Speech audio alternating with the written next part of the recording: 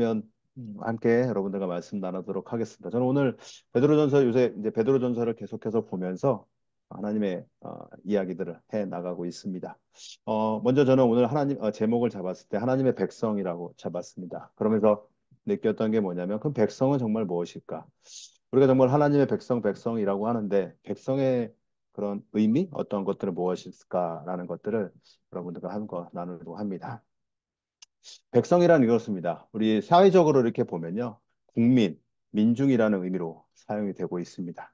그래서 그들은 국민은 한 국가에 소속된 사람으로 의미하며 그 국가의 법과 제도에 의해 권리와 의무를 가진 사람들이라고 이야기를 하고 있습니다. 이렇게 한 국가의 백성으로 소속되고 국민으로 소속된다는 것은 그 나라의 법에 따라 살아가는 사람들을 이야기합니다. 그런데 세상의 국가는 어떻게 보면 우리가 좀 선택할 수 있는 부분들도 있습니다. 예를 들면 우리는 모두 한국 사람입니다.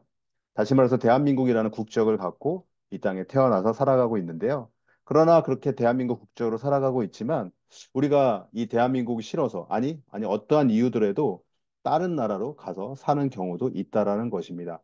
그래서 한국 국적을 갖고 있지만 뭐 미국 국적으로 살아가는 사람들도 있고 뭐 다른 유럽의 많은 국가들로 살아가는 사람들도 있습니다. 그렇게 국가를 변경하면서 그 나라의 백성으로 살아갈 수 있지만 그렇다면 세상은 그렇게 살아가지만 기독교에서 말하는 백성은 좀 다르다라는 것을 어떤 의미가 있는지 여러분들과 또 함께 나누겠습니다. 기독교에서 말하는 백성은 하나님의 뜻을 따라 예수 그리스도의 구주를 믿고 그의 가르침을 따라 살아가는 자들이 바로 기독교에서 말하는 백성입니다. 바로 여기서 하나님의 백성이라는 말이죠. 그렇다면 우리가 여기서 하나님의 뜻에 따라 예수 그리스도 구주를 믿고 가르침에 따라 살아가는 사람들이라면 그렇다면 정말 백성이 이 뜻에 따라서 어떠한 마음으로 어떠한 다짐으로 살아가야 되는지를 우리 이 시간 한번 보도록 하겠습니다. 먼저는 믿음입니다. 오늘 베드로전서 2장 4절인데요. 우리 신선희 선생님. 사람에게는 버림바가 되었으나 하나님께서는 택하심을 입은 보배로운 산 돌이신 예수께서 나아가 예. 우리는 이 믿음이 있어야 된다. 어떤 믿음이냐면 산돌이신 예수께로 나아가. 다시 얘기해서 부활하신 예수님을 믿는 것이 우리들의 하나님의 백성으로서의 첫 번째 믿음입니다. 어, 쉽지 않은 부분들이에요.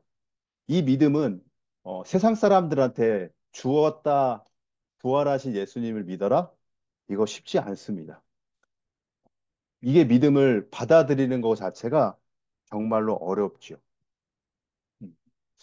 저도 예전에 하나님에 대해서 잘 모를 때 부활이라는 게 정말 있을까? 음. 아마 여기 모든 사람들이 제가 그냥 추측한 바로 의하면 아마 그렇게 생각했을 것 같아요. 정말 어떻게 죽은 사람이 살아나지? 어떻게 죽었던 사람이 그것도 3일씩이나 그 무덤에서 썩었는데도 불구하고 살아난다라는 거 쉽지 않은 부분들이죠. 그걸 믿는다라는 거 쉽지 않은 거죠. 정말 정말로 신이 아닌 이상 우리가 흔히 얘기해서 정말 신이 아닌 이상 이 산 부활의 그 예수를 믿는다라는 거 쉽지 않다라는 것입니다. 그러나 하나님께서는 성경에서는 그 예수님을 계속해서 이야기하고 있습니다. 성경에서 이야기하는 모든 이야기가 바로 부활하신 예수님에 대한 이야기입니다. 그렇기 때문에 그 예수를 믿음으로 인하여서 우리가 반응을 할 때 정말로 하나님의 백성으로서 나타난다라는 것입니다. 그렇지 않고서는 우리는 그 하나님의 백성에 대한 그 뜻을 살아갈 수 없다라는 것이죠. 두 번째로는 순종입니다. 베드로전서 2장 8절인데요. 또한 부딪히는 돌과 걸려 넘어지게 하는 바위가 되었다 하였으니라. 그들이 말씀을 순종하지 아니함으로 넘어지나니 이는 그들을 이렇게 정하신 것이라. 여기서 말씀하신 건 순종하지 아니함으로 넘어지나니. 순종인데 순종하지 않으면 넘어진다. 어떻게 해야지 넘어지냐? 순종하지 않으면 넘어지는데 이게 바로 무엇이냐면 이거는 바로 이사야서 8장 14절에서 15절에 대한 이야기를 인용한 글입니다. 근데 여기서 이야기를 들으면 하나님께서 다시 해서 믿지 않는 자들에게서 말씀하시는 것입니다. 믿지 않는 자들에게 너희들이 나를 믿지 않으면 넘어진다라는 것을 이야기하는데 여기서 넘어지다라는 것은 우리가 뭐 어디가 다친다 이런 뜻으로 볼 수도 있겠지만 이거를 좀 더 우리가 보게 되면 하나님께서 믿지 않는 자들에게 걸림돌이 되어 주신다라는 거예요. 다시 얘기해서 그 길을 가는 데 있어서 막아주신다라는 것입니다. 그래서 하나님께서 말씀하시는 것은 이 넘어지지 않는, 넘어지나니 그래서 너네들이 다시 돌아오기를 바라신다라는 것이죠. 세상 사람들은 자기들의 뜻에 따라 살아갑니다. 그러나 하나님께서는 그들도 사랑하셔서 그들이 내 앞으로 다시 돌아오기를 바라시는 그 한 영혼이라도 돌아오기를 바라는 마음으로 순종하지 않음으로 넘어지다. 이건 뭐냐면 순종하지 않는 자들에게 걸림돌이 되어서 니네가 나에게 돌아와라고 이야기하고 계시다는 것이죠. 하나님께서 믿지 않는 자들을 순종하지 않는 자들에 대해서 계속해서 태클을 걸고 계세요. 막아주신다라는 것이죠. 이거를 깨닫지 않으면 우리는 아, 왜 내 인생이, 내 삶이 왜 이러지, 왜 이러지? 이렇게 생각할 수가 있다라는 것이죠. 그러나 여러분들 한번 성경을 돌아보면 순종하는 자들의 삶은 어떤가요? 우리가 하나님을 믿고 따랐던 자들의 삶. 흔히 우리는 제일 많이 이야기하는 사람 중에 하나는 요셉인데요. 요셉은 그 삶은 어떤가요? 하나님만을 바라보고 하나님만 믿고 살았던 그의 삶은요. 성경에서 이렇게 표현합니다. 형통하였다라고 표현하고 있어요. 형통하였다. 하나님께서 그와 함께 하셔서 그의 길을 다 열어주셨다라고 표현하고 있다라는 것입니다. 믿지 않는 자들에게는 길을 막아주시지만 믿는 자들에게는 길을 열어주신다라는 것이죠. 그래서 우리는 믿음과 순종이 함께 나아가야 된다라는 것입니다.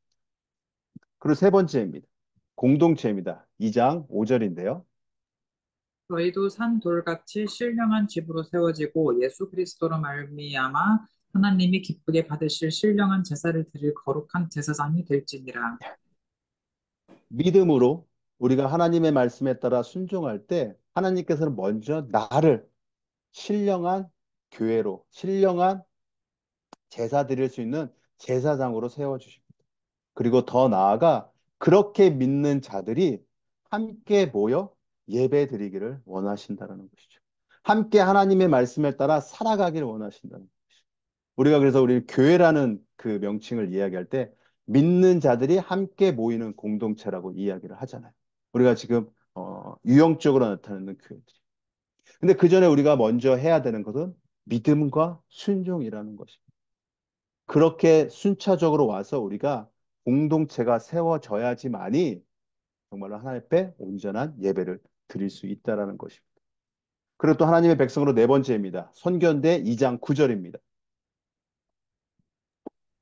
그러나 너희는 택하신 족속이요 왕 같은 제사장들이요 거룩한 나라요 그의 소유간 백성이니 이는 너희를 어두운 데서 불러내어 그의 기이한 빛에 들어가게 하시니에 아름다운 덕을 선포하게 하려 하심이라.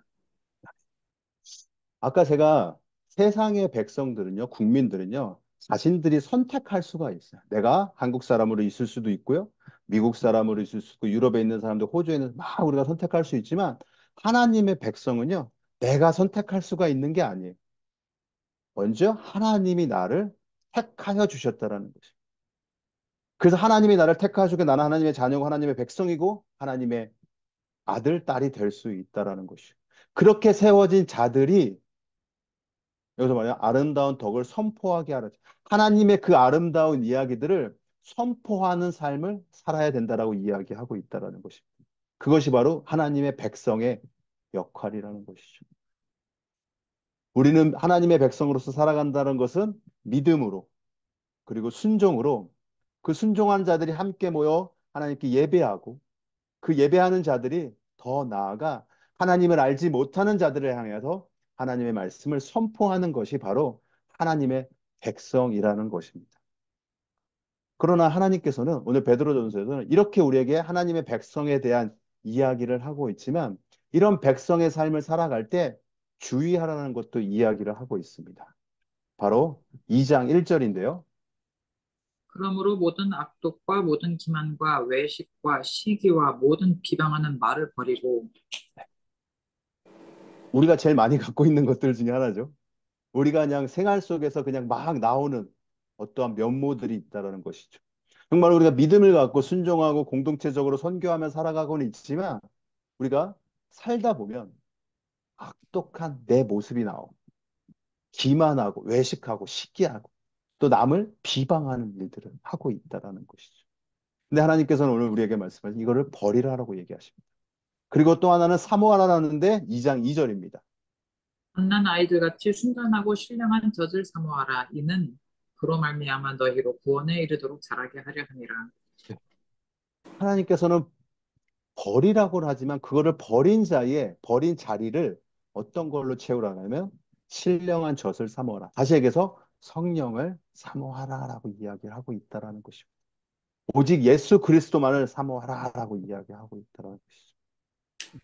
그것이 바로 너희들을 어디로 구원에 이르는 대로 하고 있다라는 것입니다.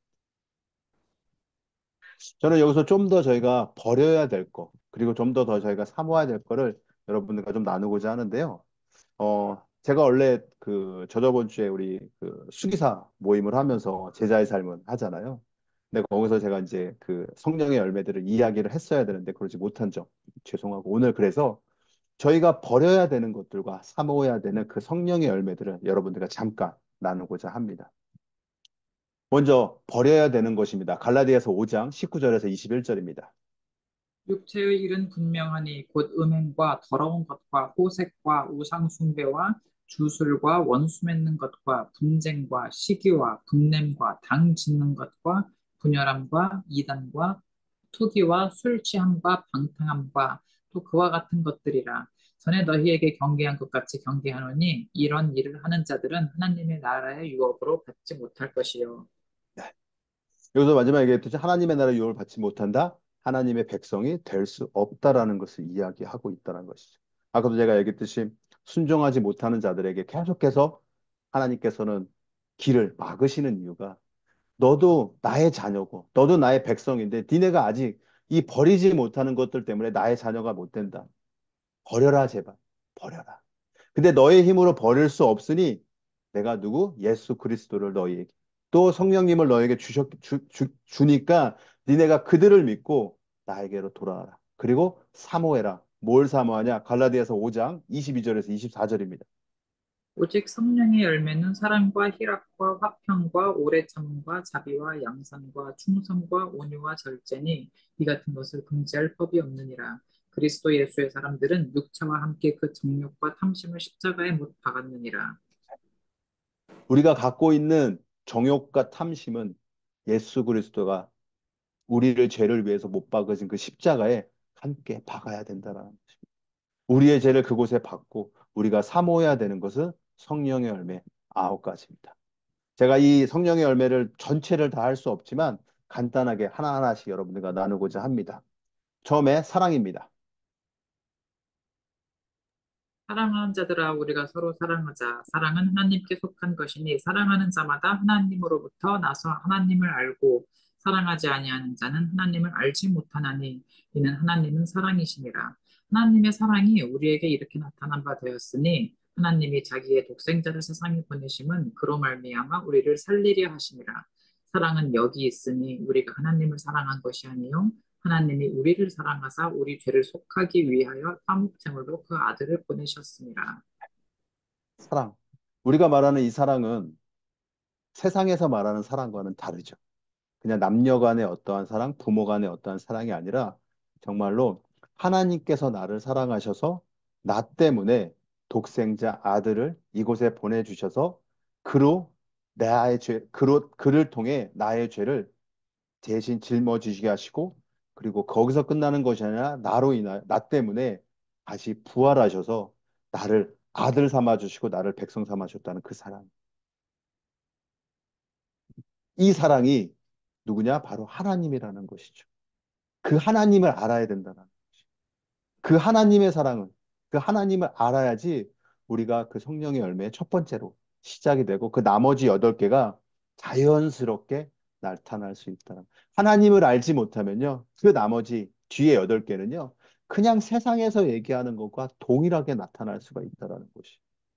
그러나 우리가 이 사랑, 다시 얘기해서 하나님을 알아야지만이 우리의 성령의 열매들이 맺혀지는 데 있어서 너무나 쉽다라는 거 여러분 먼저 아셨으면 좋겠습니다.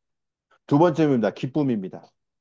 하나님의 나라는 먹는 것과 마시는 것이 아니요 성령 안에 있는 의와 평강과 희락이라. 예. 우리가 제일 좋아하는 게 먹고 마시는 것이요. 저도 지금 이제 가족들과 한국에 왔는데 오늘 오랜만에 한국에서 족발을 먹었습니다. 너무 맛있는 거예요. 그러면서 하는 얘기가 이야 역시 한국이다. 너무 좋아하는 거죠. 아 근데 먹으면서도 저도 생각으로 아 정말 한국 게 맛있긴 하구나. 어.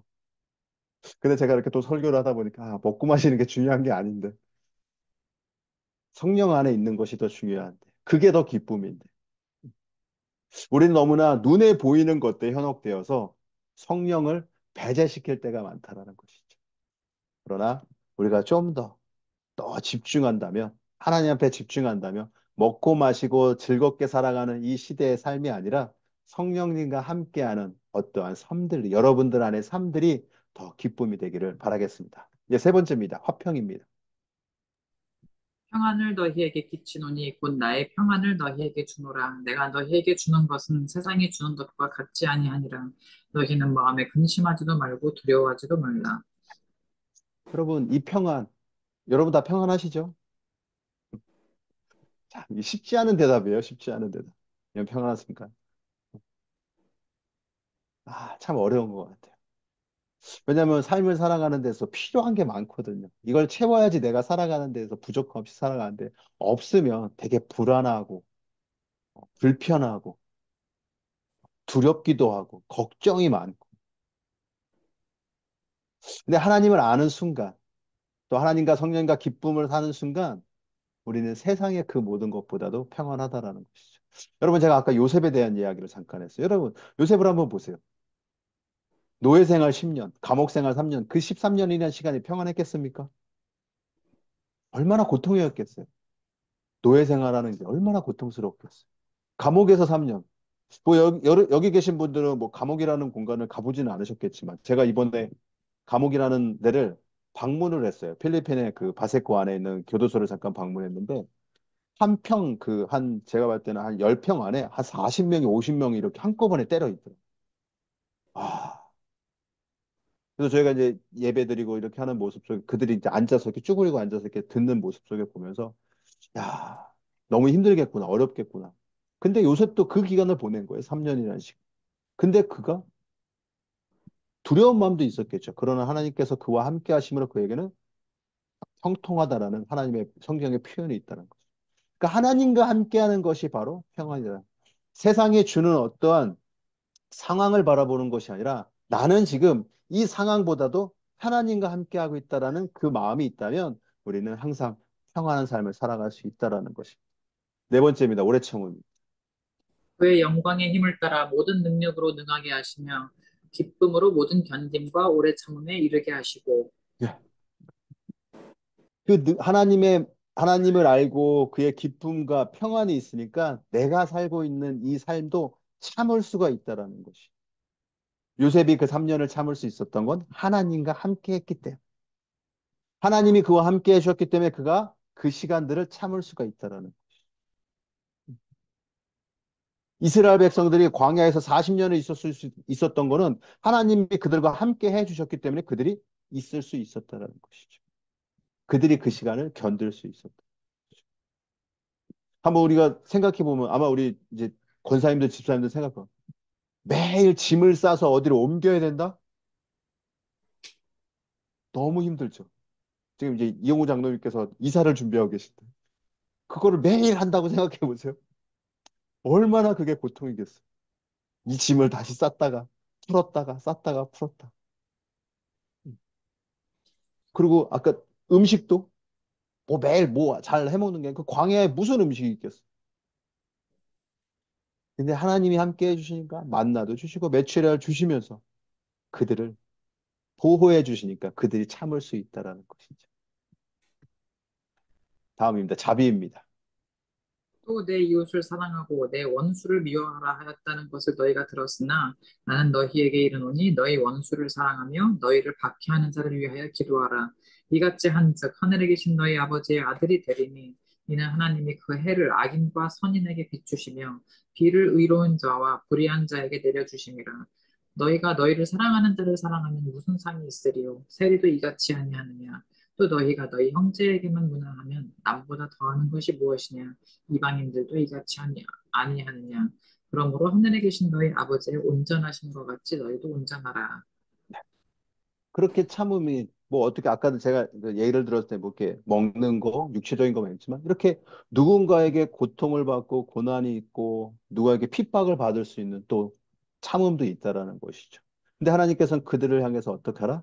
사랑하라라고 이야기하시고 또 그들을 위해서 기도하라라고 하십니다. 왜냐하면 예수님께서도 의인을 위해서 오신 것이 아니라 악인을 위해서 오셨다라고 이야기하셨기 때문에 우리가 바라봐야 되는 것은 나를 다시 얘기해서 하나님을 알지 못하고 하나님을 핍박하고 하나님의 백성들을 핍박하는 자들을 위해서 기도하고 그들을 사랑해야 된다라는 것을 우리는 이야기하고 있다는 것이죠. 어떻게 보면 세상과는 너무나 다르죠. 세상에서는 눈에는 눈, 이에는 이 이런 이야기를 하는데 성경에서는 반대로 얘기하죠. 그들을 더 사랑하고 그들을 위해서 기도하라 이야기하고 있다는 것입니다. 다음은 양선입니다. 못된 열매 맺는 좋은 나무가 없고 또 좋은 열매 맺는 못된 나무가 없느니라. 나무는 각각 그 열매로 아나니 가시나무에서 무화과를 또는 찔레에서 포도를 따지 못하느니라. 선한 사람은 마음에 쌓은 선에서 선을 내고 악한 자는 그 쌓은 악에서 악을 내나니 이는 마음에 가득한 것을 입으로 말함이니라. 성령의 9가지 열매는요. 바로 이렇게 해서 양선은 선한 마음.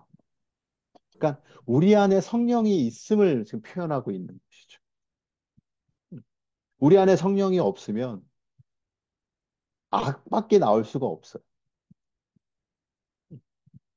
여기도 근데 못된 열매에서 좋은 나무가 맺혀질 수가 없죠.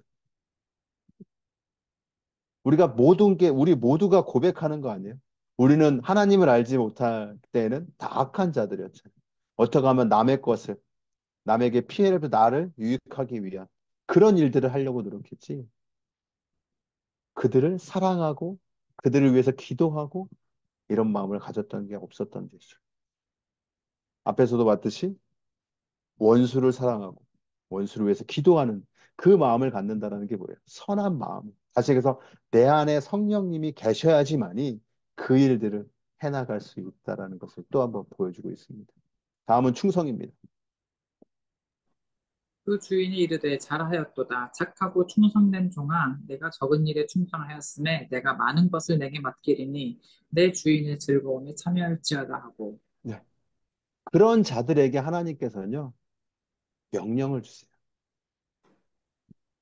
그 명령은 정말 작은 걸 수도 있고 큰 걸 수도 있겠지만 그것에 최선을 다하는 사람들을 하나님께서는 또 백성으로 칭해 주십니다.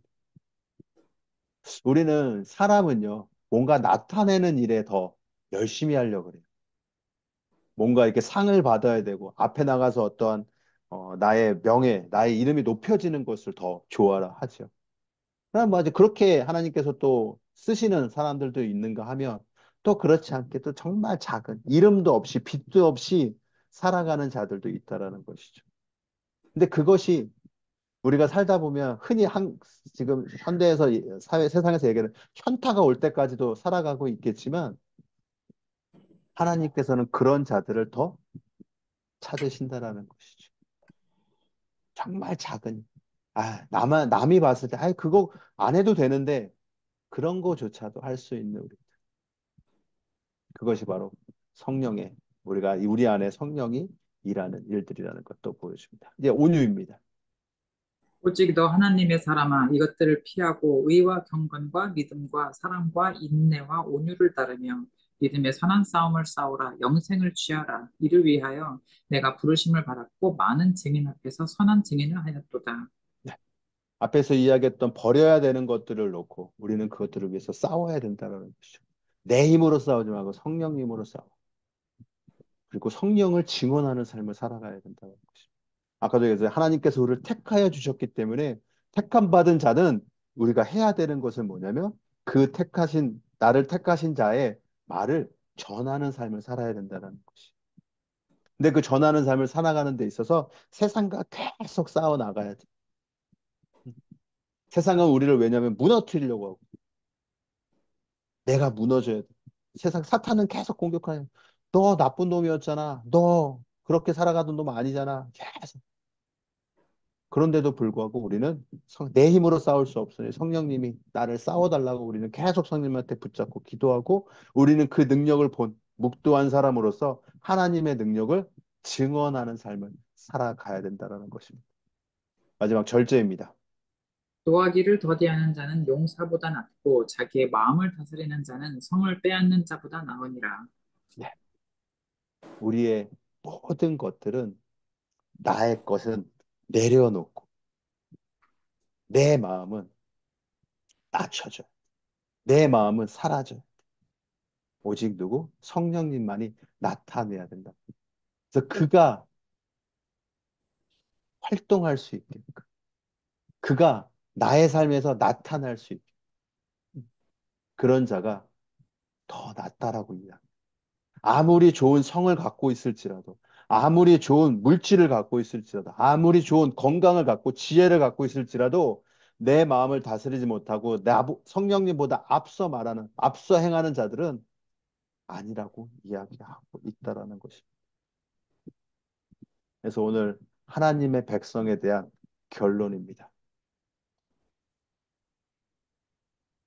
하나님의 뜻에 따라 예수 그리스도를 구세주로 믿고 가르침에 따라 살아가면서 성령의 열매를 맺는 자들이 하나님의 백성이다.